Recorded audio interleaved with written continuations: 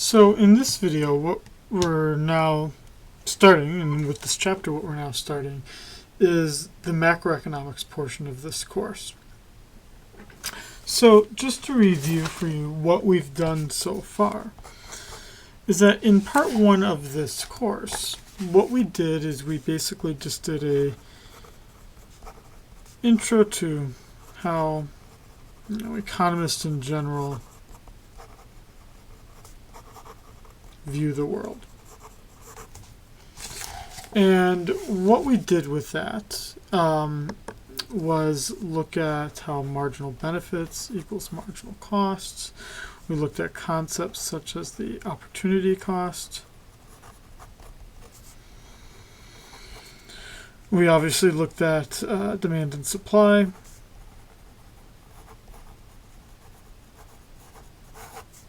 And we looked at the concepts of the production possibilities curve, or what I called the production possibilities frontier.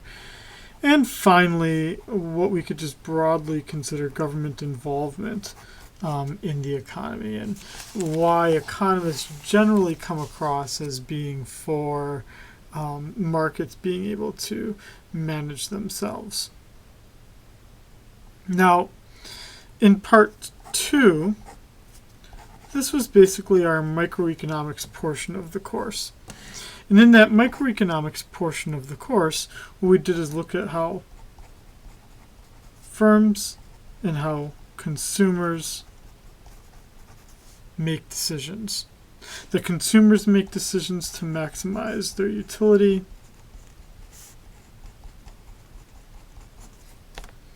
and that firms make decisions to maximize their profit. And to be able to talk about how firms maximize their profit, what we had to do is talk about the kinds of firms that exist. And that would be our perfect or pure competition, our monopoly, our monopolistic competition, and our oligopoly. So in this, now the third part of the course, we're now looking at macroeconomics. And I guess I should say here too that one of the things we did in the first part of the course was distinguish between micro versus macro economics, microeconomics versus macroeconomics. That in microeconomics, you look at individual consumers and firms. In the macroeconomics, we're talking about the economy as a whole. And so what we see is that we're going to talk about here is how is things like GDP, gross domestic product, or total economic production, how is that calculated? And then we'll look at the price level in the economy, what you sometimes hear in the news referred to as inflation. We'll look at a concept of unemployment, or how many people are working in the economy. Then we'll look at how the government gets involved in managing the economy, what's called fiscal policy. And then finally, we'll talk about how the central bank in an economy gets involved, something that's referred to as monetary policy. So again, in the UH system, this course here is EC 130, the standalone course. This course, macro, is EC 131. Since this is Econ 120, we're kind of just doing, again, just the biggest themes in macroeconomics. If any of these topics interest you more, you should probably take the underlying course. So if at times it feels like I'm skipping over some things even in the lecture, more so than in the book, it's because of this kind of compressed nature. So then let's start. And that would mean then starting with this concept of GDP. And what do we mean when we talk about a concept like GDP? What GDP stands for is gross domestic product. And what that means for us, for our purposes here, is that we're measuring the overall output in the economy. That the label for this is, let's say we're talking about the US, the label for this would be dollars. And what we have to be careful of doing when we're counting things is that we have to avoid double counting. Now by that I mean, for instance, when I bought my car, it came with tires. So because it came with tires, we can't just simply survey firms and say how much were your sales for that year. Because I would survey, for instance, Michelin, and they would say we sold $3 billion worth of tires. And then let's say I survey Toyota, and they say we sold, I'm just going to make up a number, $50 billion worth of cars. Well, the problem would be is that you can't just add up those two. You'd say, oh, the total economy size then is $53 billion. But right, part of the point of that is that some of those tires, of that $3 billion in tire sales, went into those cars. And when Toyota's saying we sold $50 billion of cars, they're adding some of that partial value of the tires that they had put on the cars. So, by that I mean then that you have to come up with some process that allows you to look at only the final goods that are being produced and not counting the intermediate goods in between that are used to make something. Now, calculating domestic product can be quite simple in the sense that all I'm doing is taking units of output, for instance, 3 sofas, 2 computers, 2 sofas, 3 computers, and then I'm looking at their market price. Let's say the sofas cost $500, let's say that the computers cost $2,000. Well, then I would have $4,000 existing here, $1,500 existing here, for a total GDP size then of $5,500. And you could do the same here for year 2 and get the answer of 7,000. Now, contained within this as well, when you're thinking about the gross domestic product, we have to think that it also doesn't include certain things that you might have thought would have been included. So, for instance, it does not include certain types of transactions, like when the government gives money to people, just gives them money, then that money being transferred is not part of the GDP. So, for instance, I can get money for being disabled, right? Like if I had something that prevented me from working, some sort of disability, I could get a disability payment from Social Security. Let's say I get $300 a month. Well, that $300 is not part of the GDP because I was just given money, right? I was given money for having a legitimate disability. That's not going to be included as part of the GDP because there's no production underlying it. I'm also not going to count transfer payments among individuals. So if I give money to my child, let's say as an allowance, or I give them money for just being a good kid, that's not going to be counted as part of this, right? Or let's say I just, let's say I commit a crime and I got to pay off an informant, right? That's also not going to be part of this. Also,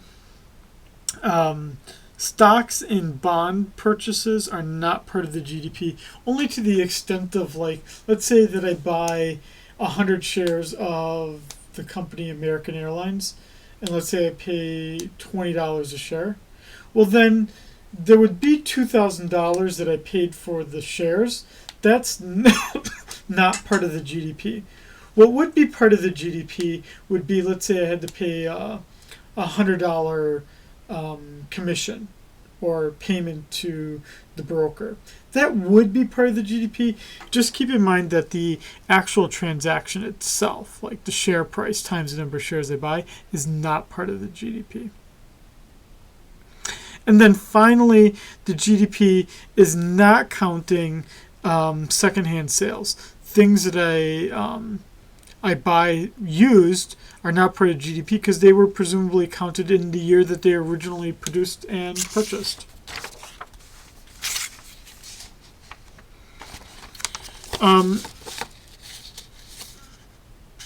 I feel like adding one more to this. Let's add one more to this, which is a big one, and I'm not sure why. Two more. I'm not sure why they decided not to add this in here. Illegal goods would not be part of the GDP. Obviously, it's illegal. So we could look at something, for instance, like, let's say I started a business. I'll come up with something illegal. I don't know, selling nuclear weapons, right? It's illegal. It generates, right? It is legitimate activity in the sense that I'm doing something to sell nuclear weapons. But if it's illegal for private citizens to sell nuclear weapons to others, that's not going to be part of the GDP. Right? But you could also imagine this would be other things like sale of narcotics, right? Or if I sell other people's prescriptions for prescription drugs. You can imagine, right, any number of much more interesting topics that would be illegal goods. Also, it excludes household production. Anything I do in the household where there's no money that's changing hand, that's not part of the GDP. So for instance, when I watch my son, I'm not paying anyone to do that. That's also not part of the GDP. It actually would be part of the GDP if I'd paid like, legit, like a nanny, for instance. That would be part of the GDP. But if I'm just doing something in the household, that's not going to be part of the GDP. The typical way that we look at GDP is what's called the expenditure approach. And we look at how much is spent on these goods. And we generally break down these expenditures into 4 categories. That would be consumption, which is typically shortened down as C. That would be consumers buying goods and paying for services. Plus investment, which is typically shortened as I. That would be businesses buying machines, buying buildings, buying technology, businesses building up inventory. It says nothing to do with buying stock or anything like that. This is businesses buying buildings, buying machines, building up their inventory. Plus government spending. G. Remember from the previous slide, this is not the government giving money to people for instance, being disabled. Rather, this would be, a perfect example would be the government paying my salary. Right? I work for the state of Hawaii. I work for the UH system. That's the government paying for a wage for someone that's delivering a labor service to the people of Hawaii, right? Or at least to students in the UH system. That's a legitimate government expenditure, which is counted right here. Plus net exports, shortened as NX. What we mean by this are exports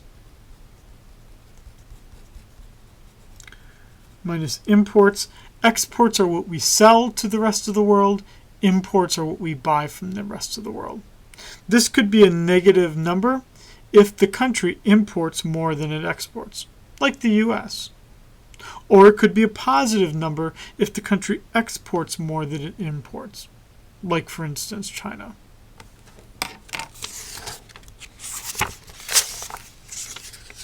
And so then what we see here on these next, just making sure here, on these next 3 slides, is that description then of each of these types. Again, the C stands for consumption, generally broken down into,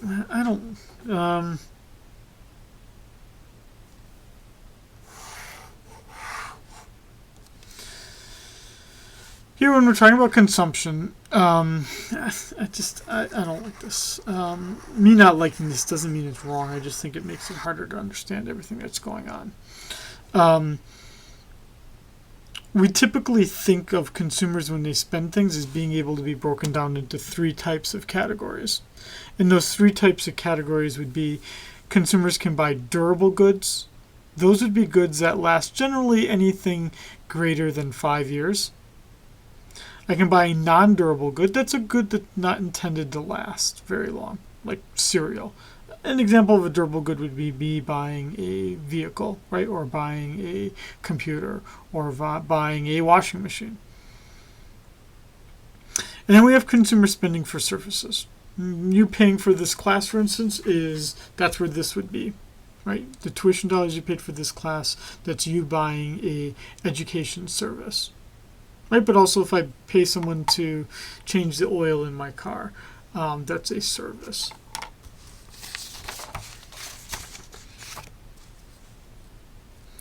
Then we've got the investment.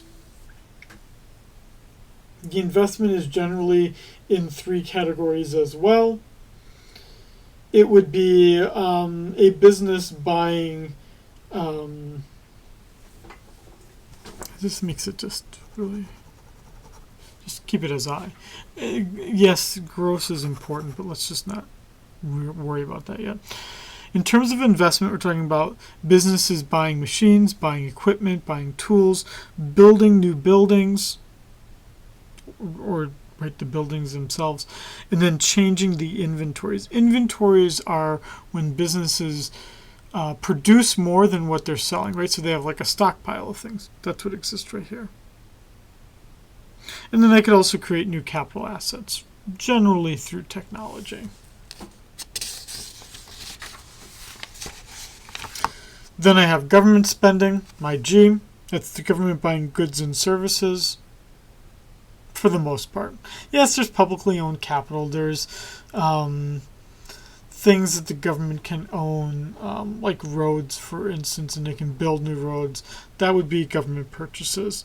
And obviously, again, it excludes the transfer payments. That would be, again, payments made where there's just cash given to someone for meeting certain criteria. Social Security payments are a perfect example of transfer payments.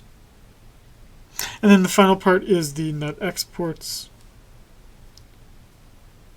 which is just exports minus imports. C plus I plus G plus NX, or I guess in this case X subscript N. I think it's a little easier just to say C plus I plus G plus NX, net exports. This subscript for the G just means that I'm not subtracting the fact that capital typically gets worn out when it's used, so that there's depreciation, capital being worn out. For instance, when I drive my car to work, right, the tires wear down a little bit, so that capital item gets worn down a little bit. I'm not subtracting that, is what I'm saying here. I'm just counting the purchase of the vehicle, right, if I'm a business, and saying that the capital is not wearing out.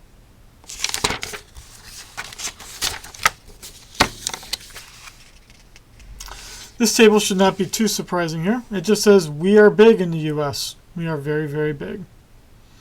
And we would update this. In the case of the U.S., we're about 17 to 18 trillion right now. If you're really curious about updated economic statistics now that we're getting into the macroeconomics, where statistics are dated even from when the book is first published, I'd suggest that you go to a website that economists themselves rely on quite a bit. And it's at the St. Louis Federal Reserve Bank, and it's called FRED, Federal Reserve Economic Database. FRED. And just type in Fred in St. Louis, and I imagine you'd find that. Oh, God, now you'll find something horrible and blame me for it. But type in all caps Fred and then St. Louis, let's say Federal Reserve, and you'll see updated statistics for many of these kinds of things. U.S. is very big in terms of the economy being GDP in trillions of dollars. Japan, second largest economy, surpassing that of Japan. And then we've got European countries. Now, keep in mind, 100 years ago,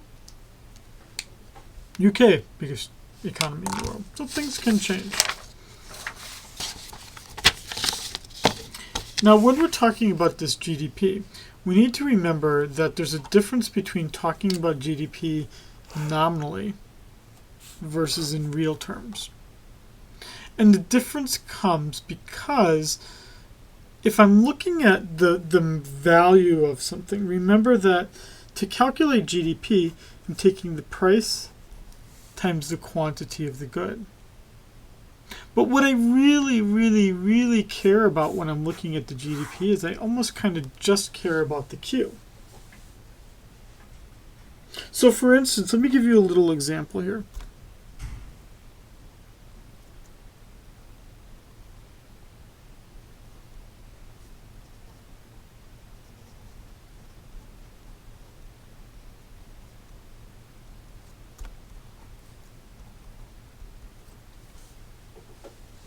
Let's say I'm selling xylophones, X. And I can sell 3 of them for $3 a piece. So that my total GDP for this economy is 9. Well, what if what if I'm actually producing more, right? 4 xylophones, same price. Now my economy has gotten larger. But what if instead I set it up like this?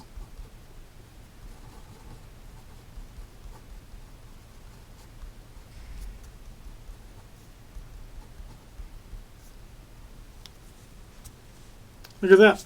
I could get my GDP to show the same thing, but now only because the price increased. Well, that's a little deceptive. And the thing that becomes deceptive is the nominal GDP.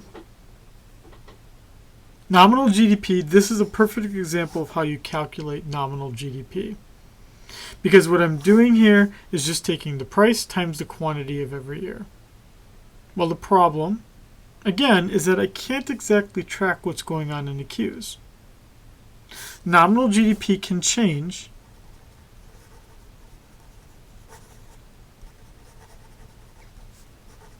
either because there's a change in the price, or there's a change in the quantity, or both is happening.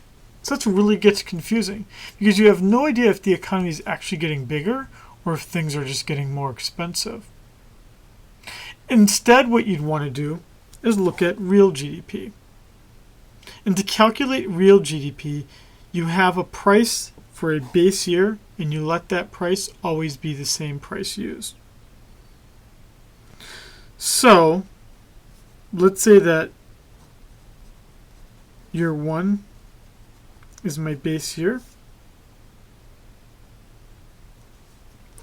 Then real GDP in year 1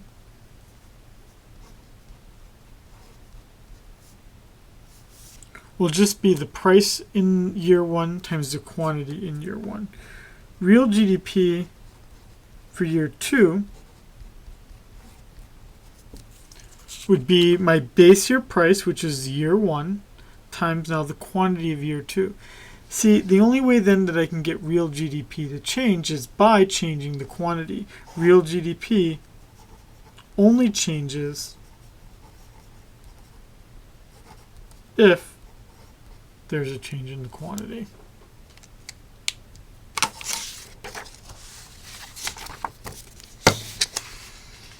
And that's then what we can start to do here, right? If I let my year 1 be my base year price, that means then that I'm always going to use this $10 be my base year price.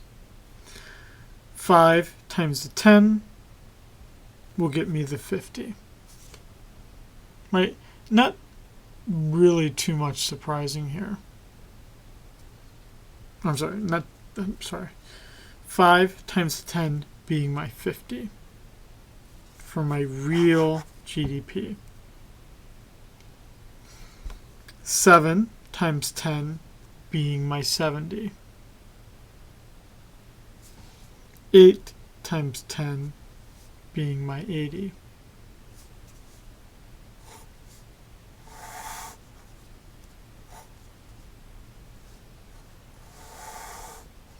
I don't know if I'm confusing you more or less by what I'm just doing now.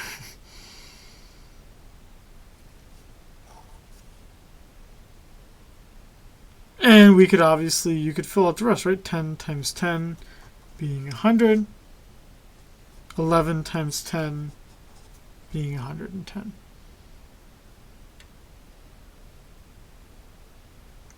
As for my nominal GDP, 10 times 30 being 300. 11 times 28, sorry, it's being 308.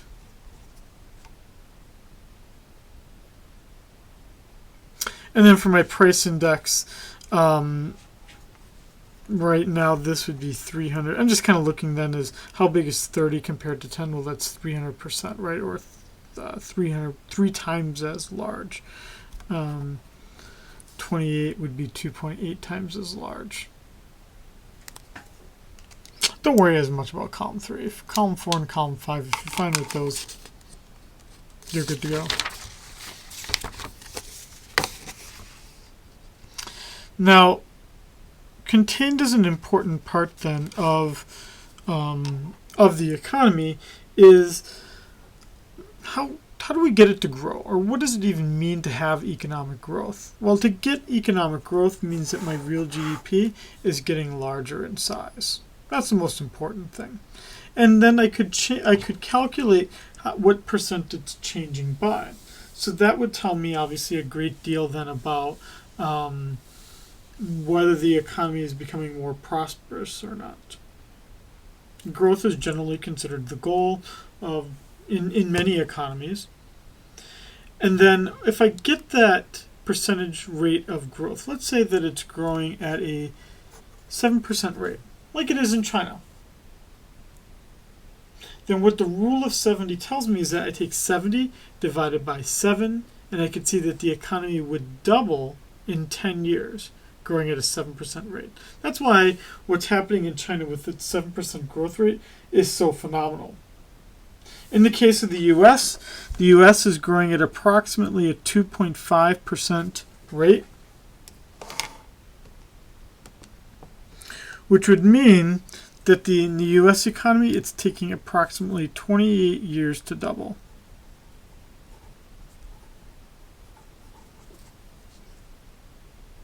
What if all of a sudden it was to drop to 2%? Now, it'll take 35 years to double. See how significant that is? Just changing by 0.5% makes all the difference. Well, at least a 7-year difference, right? 1/4 of the difference. 25% longer to double than it used to be. And that would also explain why China is very concerned about maintaining its 7% growth rate. And then what do we see here? Well, we see that there's been this change in the U.S. That between 1950 and at least 2009, the economy increased by 600% or sixfold, growing at an average rate of 3.2% a year. And don't worry as much about this because it's saying GDP then per person. Obviously, we got more people in the U.S. though. Even though we increased by sixfold, the population size doubled. So then per capita it only increased threefold by 300%. But the biggest thing that we can say, regardless of whether you look at it on a per capita basis or not, is that we have better goods and services. We just have more stuff, but we also have things that are not counted in the GDP, like we have more leisure time. We are a healthier economy. Maybe there's more equality, right? That we get some of these things that aren't going to be necessarily captured in measuring the GDP levels. Well, all I do for this would be that I take my real GDP number, divide it by the population, or as it says 2 divided by column 3, to get this amount here. This would just say that the average person has approximately $13,197 in economic activity for each person. And that's probably pretty close to income per person. And you can see here that in 2010, it's 43,000. Significantly larger, obviously, than it was in 1950.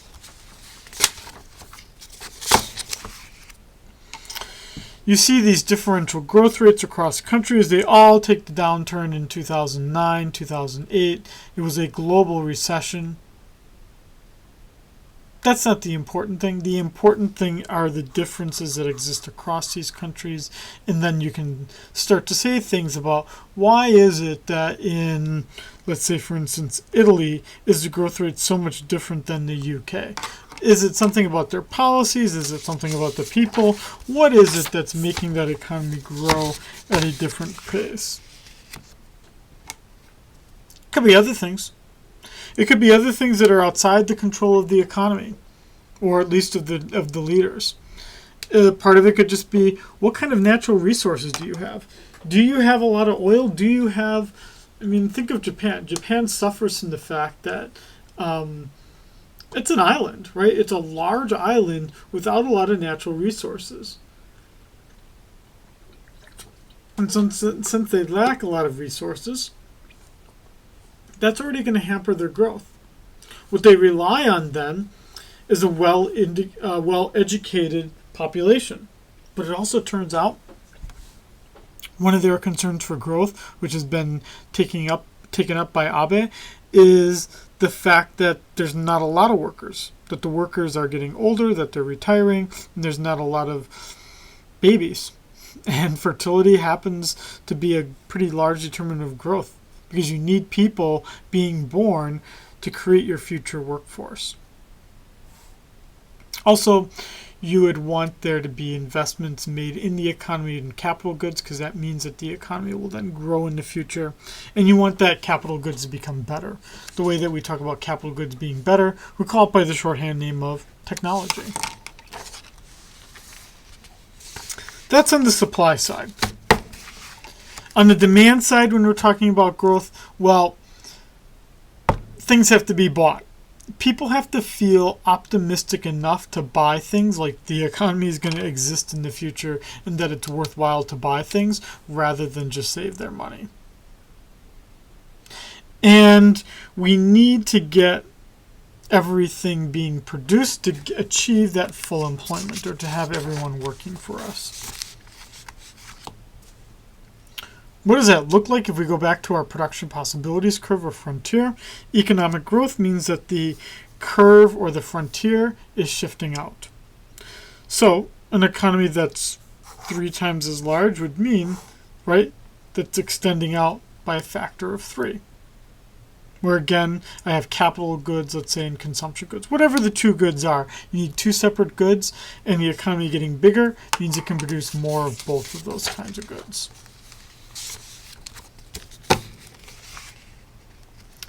Now,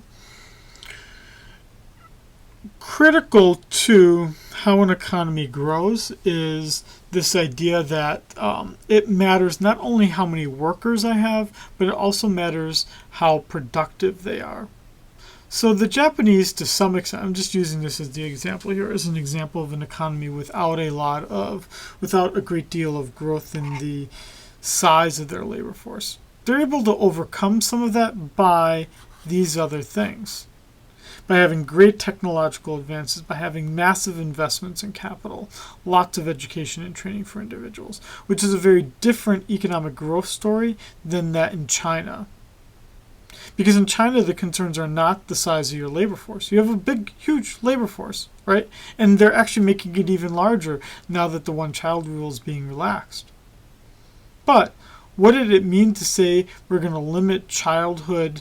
Right? What did it mean from 1977, I think, or 79? 77 or 79, when the one-child policy was put into effect, until last year when it was finally relaxed, is it meant that they could focus on these things. Now, if people can have more babies and not be restricted by the government from doing that, the concern might be that it causes this to suffer. But what they've done is they've been able to at least control the size of the labor force sufficiently. Well, what matters as well then is that productivity. That productivity which comes from these factors.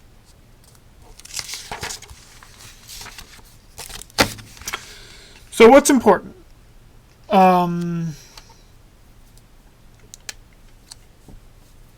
You see this curious case right there. That's the number that we're thinking about a great deal as economists these days. Because what it looks like then from this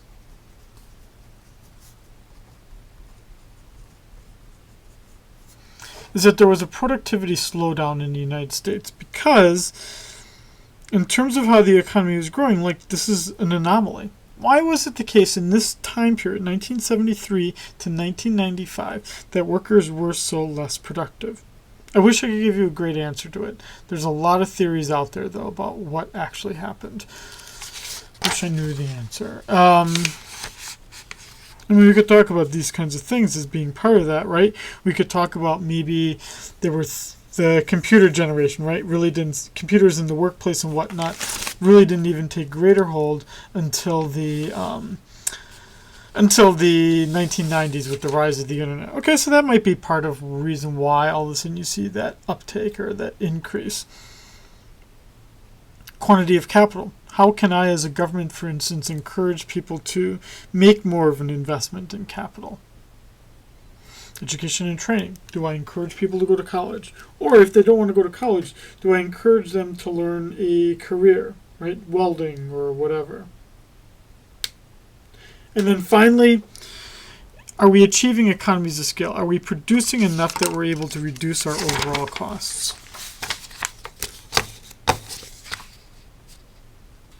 Well, it turns out that we are becoming a more educated society, at least here in the U.S. I know it's a little hard to see this on here, but I'll just kind of draw out the big lines here. Is that we see the steady increase of people becoming at least high school diplomaed. And we also see that steady increase of people getting their college diploma.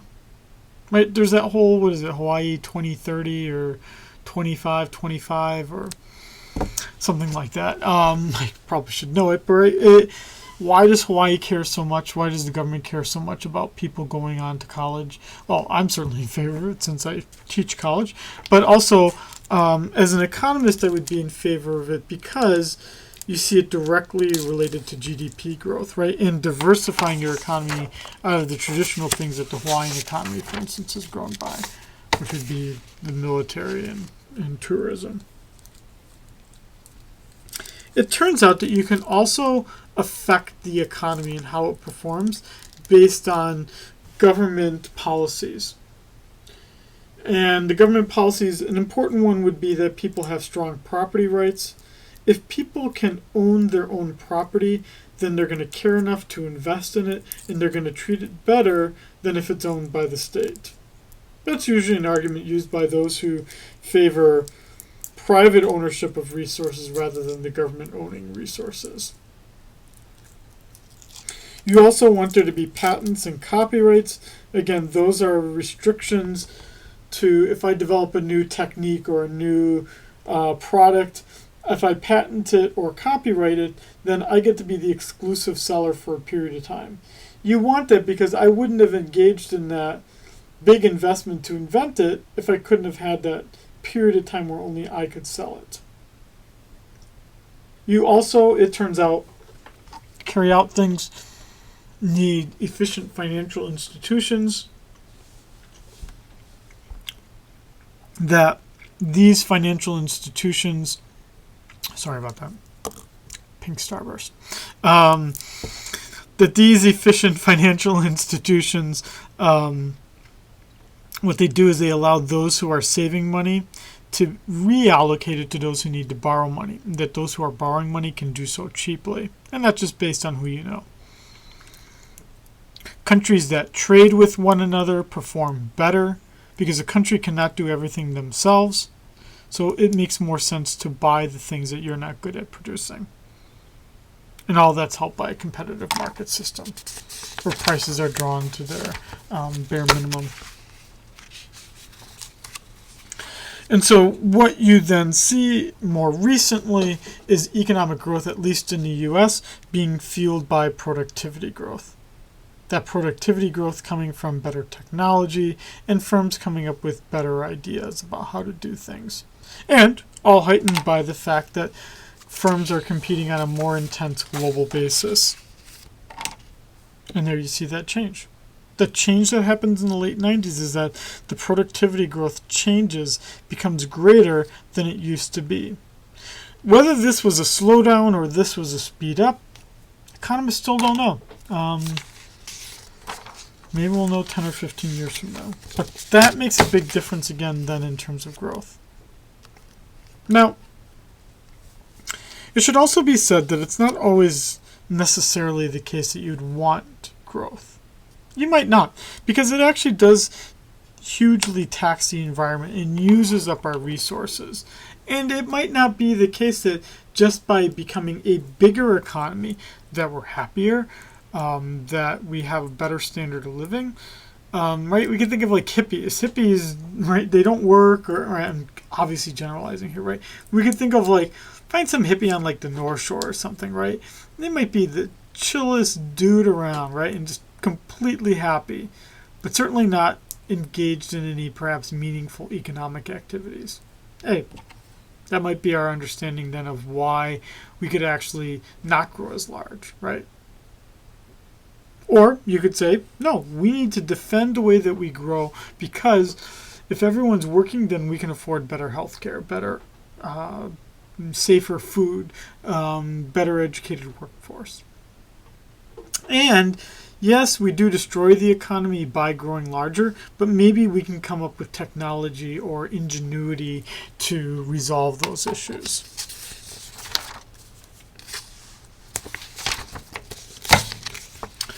I mean, it basically does turn out to be the case that the best way to grow the economy or to understand the human experience is getting better is through that economic growth, where we can then relax more and then give that knowledge to others. And then, finally, what we can do is we can say that those countries then that are better competitors on a global basis are doing so to then, in turn, help their economy. Singapore, for instance, as an economy, is growing quite strongly now because they care quite deeply about how they compete on a global basis.